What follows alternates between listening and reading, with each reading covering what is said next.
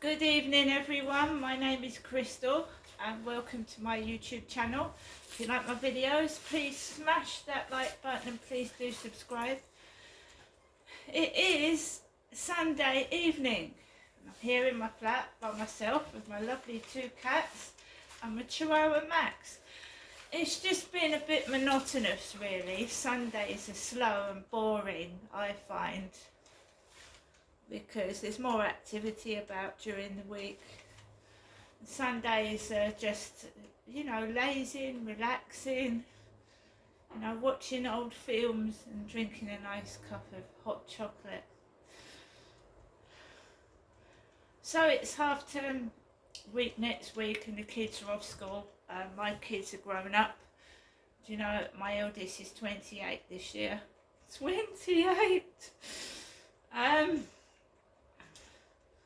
So I'm trying to enjoy my middle-age years, which is difficult. It is, because you get older, things get harder. So Alexa, what's the time, please? It's 7:18 p.m. And off the phone goes.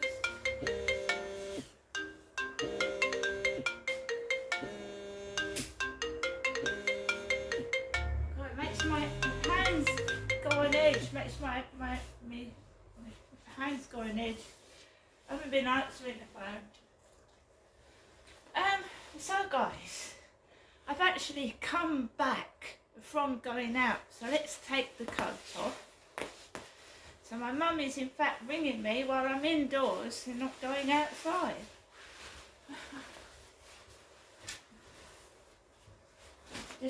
I had a WhatsApp message.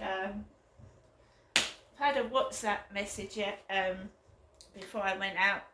One of my family has won some money on the lottery. Good luck to them.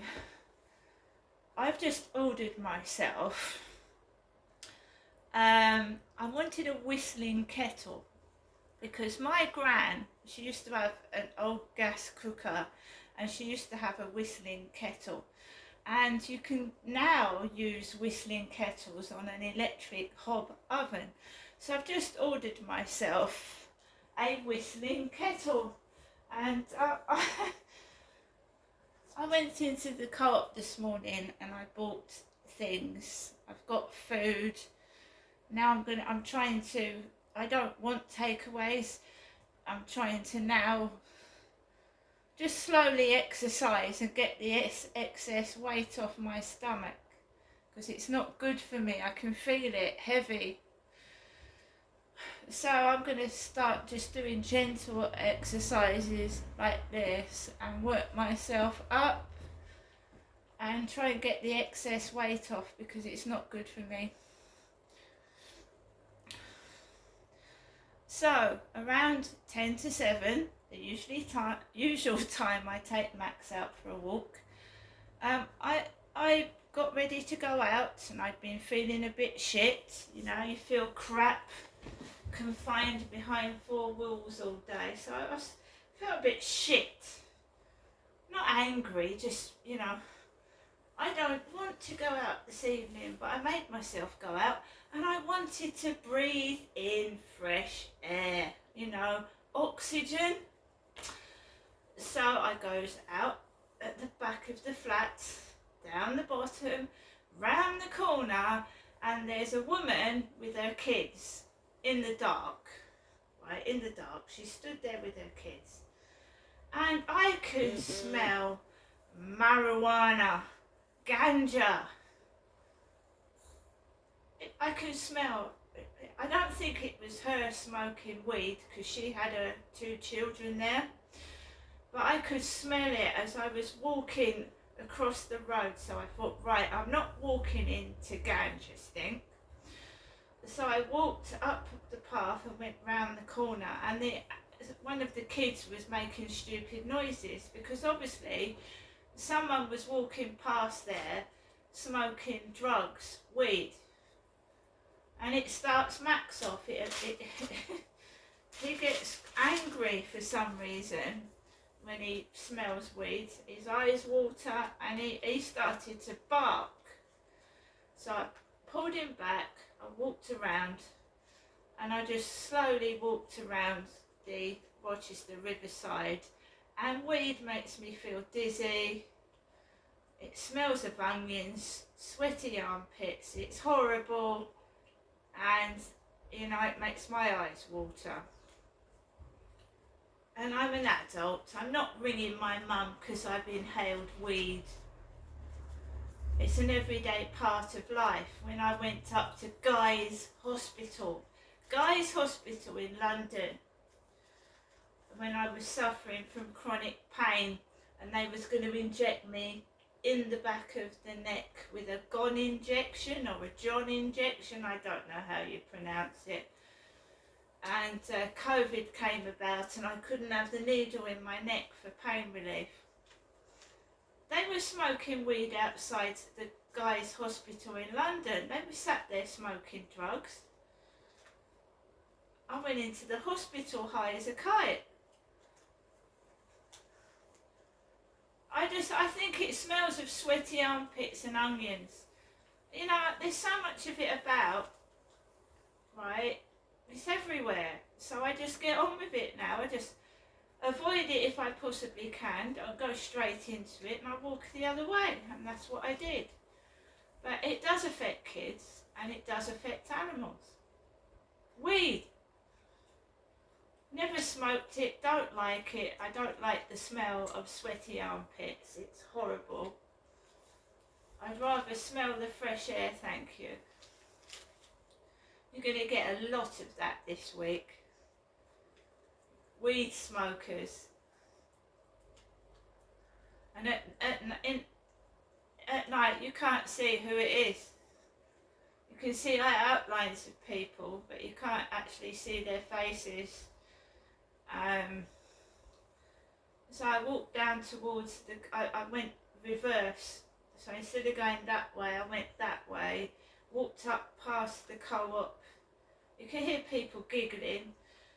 Go round and people walking dogs, blokes walking about on their own, and I just slowly walked home. It is quite scary for a woman on her own. But there you go. That's the state of the world, isn't it? Mob rule and everybody for themselves. So I just avoid everybody like the plague, and I keep myself to myself and out the way. And I don't take any notice of people taking the piss behind my back because I look forward. All that's behind my back is shit. I look forward. So, unless you've got something to say to my face, then I'm not interested. So I've come into the flats. I feel a bit lightheaded and dizzy. Weed doesn't, nothing for me at all. It doesn't even make me go to sleep. It gives me a fucking headache. It pollutes the air, it stinks, and it fucking fuddles your brain. And I like to keep focused, and I like my brain to work normally. I don't like it befuddled with drugs. But that's it. That's the state of the world. So I've come back into my flat. I hope everybody's had a lovely weekend. And just getting ready for another week. I'm really not interested in what my mother's got to say. Have a good day and then waft in drugs. What do you want me to do? It's pitch black in the dark and I've got health problems. What do you want me to do in the dark when I've inhaled weed? I'm no use to anybody at the moment because for obvious reasons. And all I get is have a good day. A good day is pretty boring. But I've got no choice to have a pretty boring day until I've spoken to the doctor over the phone on Tuesday. And it probably means going back up to the gynaecologist at the Medway Maritime Hospital because endometriosis is fucking painful. It's painful. I'm no use to anyone at the moment, so I wouldn't bother coming after me.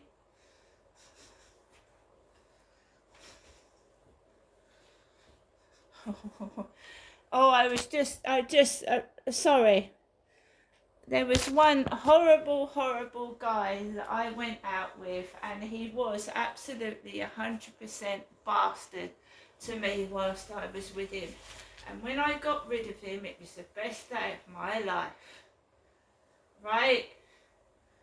When you've got a man like this, right? So, I'm going to be honest, because why not? I've had sexual relationships, obviously, and I'm a woman, and I've had sexual relationships with men. And one nasty individual, I was, when I had a period, right, some men say, oh, you're having the painters and decorators in, rather than say the word period. Some men are embarrassed about a woman's period and they don't like to talk about it, so they say, oh, you having the painters and decorators in. And I had a boyfriend that didn't consider my feelings at all. When a woman's got a period, she's in pain, she feels bloated, she wants to be cared for, looked after, and not humiliated and used for sex. So on one occasion I had my period, and this evil boyfriend said to me, oh well, I don't believe you. So he actually put his hands down my trousers to feel if I had a sanitary towel on, because he didn't believe me. And then, do you know what some of them try and do, don't you? Some horrible men. This is why I'm reluctant to ever have a boyfriend again. Right?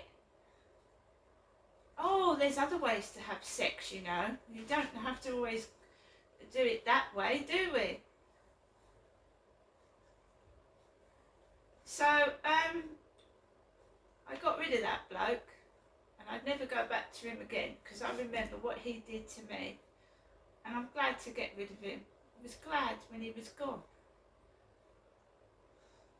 And I don't think there's another woman on this planet that would put up with his disgusting, disturbing, unhygienic habits.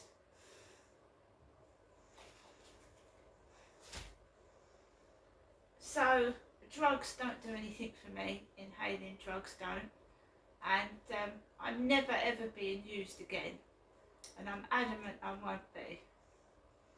And they could keep trying, blowing their drugs in my face and fucking calling me all the names under the sun, because I won't give in, and it won't do them any good, because no means no, and it does mean no.